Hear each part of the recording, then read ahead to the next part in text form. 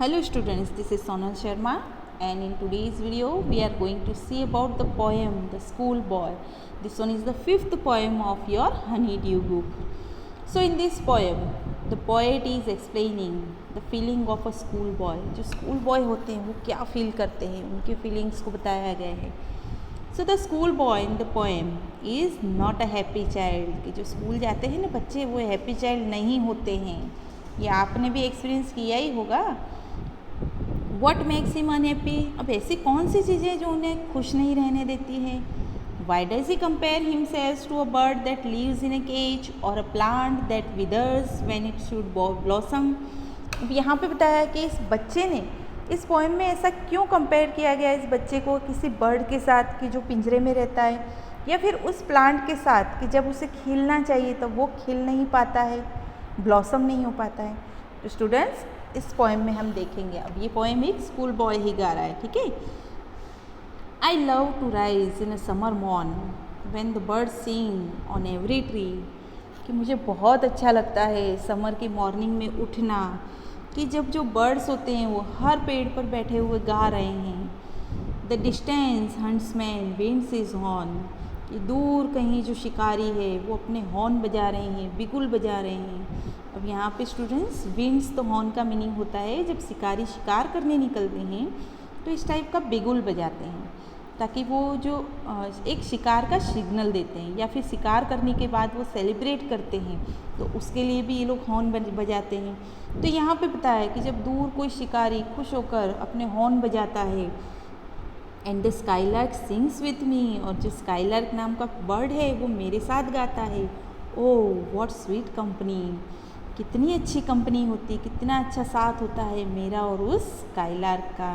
देखो स्टूडेंट्स बच्चे ने कैसा बताया, मॉर्निंग के बारे में बताया है, ठीक है. But to go to school in a summer morning. लेकिन जब समर मॉर्निंग में स्कूल जाना होता है, oh it drives all joy away. अब ये स्कूल जाने की बात आती है तो बच्चे को क्या लगता है कि अरे ये स्कूल जाना पड़ता है तो हमारी लाइफ से जो खुशियाँ होती हैं वो सारी चली जाती है. Under a cruel eye outworn. Under a cruel eye outworn. Cruel eye किसके लिए यूज़ किया है स्टूडेंट्स, इस बच्चे ने टीचर्स के लिए यूज़ किया है. क्योंकि आप जब भी स्कूल में जाते हो तब टीचर्स आपको देखते हैं तो आपको डिसिप्लिन में बैठना पड़ता है, सब कुछ चुपचाप सहना पड़ता है. तो यहाँ पे भी यही बताया कि जब वो क्रूअल आई जब हमें कंटिन्यूसली स्टेयर करती देखती है उनके अंडर में, उनकी निगरानी में, the little one spend the day in saying and डिसमे. उनकी निगरानी में एक छोटा सा बच्चा पूरा दिन निकालता है इन साइंग एंड डिसमे, दुखी होकर, आही भरकर. Then at times I drooping sit. अब यहाँ बोलता ओह देन एट टाइम्स यानी बहुत देर तक, आई ड्रूपिंग सीट मुझे कंटिन्यूसली लगातार झुककर बैठना पड़ता है. And spend many an anxious hours, और बहुत घंटों तक मुझे एक उदासी भरा टाइम स्पेंड करना पड़ता है. Nor in my book can I take delight nor sit in learning's power. अब यहाँ बच्चा बोलता है कि ना तो मुझे अपनी बुक में खुशियाँ मिलती है और ना ही मुझे कुछ सीखने में खुशी मिलती है. Worn through with the dreary shower. Worn through with the dreary shower. Dreary shower क्या है, एक्चुअली ये बारिश की जो बूंदें होती है उसके लिए यूज़ किया गया है, रेन के लिए जो कंटिन्यूसली गिरती है. तो ऐसे ही स्कूल में क्या होता है, टीचर्स जो होते हैं कंटिन्यूसली लेक्चर लेते हैं. तो ये बच्चा ये कहना चाहता है कि जब वो कंटिन्यूसली लेक्चर आते हैं, शब्दों के बाण आते हैं, तो वो चीज़ मुझसे सहन नहीं होती, मुझे बहुत दुखी करती है. How can the bird that is born for joy sit in a cage and sing. यहाँ पे बच्चा क्वेश्चन कर रहा है कि how can the bird that is born for joy, कैसे एक पक्षी जो खुशी के लिए पैदा हुआ है वो घंटों तक एक पिंजरे में बैठा रहेगा और पिंजरे में बैठ के कैसे गाएगा. How can a child when fears annoy but droop is tender wing and forget is useful spring. अब यहाँ बोलता है कि कैसे एक बच्चा जो डरा हुआ है, चिड़चिड़ा बन हुआ है, दुखी है, वो but droop is tender wings, वो अपने जो पंख हैं उन पंखों को तोड़ देता है, कैसे तोड़ सकता है, और कैसे वो जो स्प्रिंग सीजन है उसकी खुशियों को भूल सकता है. यानी कि बच्चा जब स्कूल में बैठा है तो उसे ऐसी फीलिंग हो रही है कि स्कूल में बैठने वाली फीलिंग कैसी फीलिंग है, जैसे एक बर्ड केज में बैठा है और केज में बैठ के उसे सिंगिंग करना है, ऐसे उस बच्चे को भी स्कूल में बैठ के खुश रहना है। So next, O father and mother, if birds are nipped and blossoms blown away, and if the tender plants are stripped of their joy in the springing day by sorrow and caged dismay।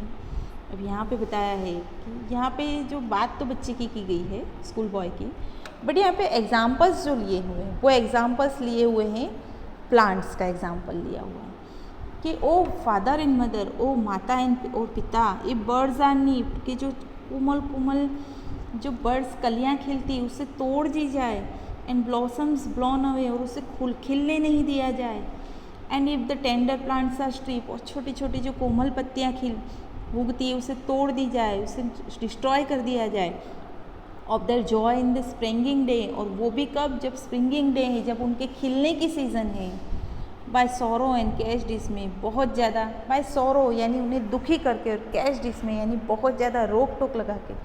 अब यहाँ बच्चा ये कहना चाहता है कि बच्चों की जो लाइफ होती है उसमें खुशियाँ होना ज़रूरी है, लेकिन जब बहुत ज़्यादा रोक टोक की जाती है उस बच्चे पे तो वो दुखी हो जाता है, वो अनप्रोडक्टिव हो जाता है। अनप्रोडक्टिव यानी वो आगे नहीं बढ़ पाता है, अंदर अंदर ही वो परेशान होता रहता है।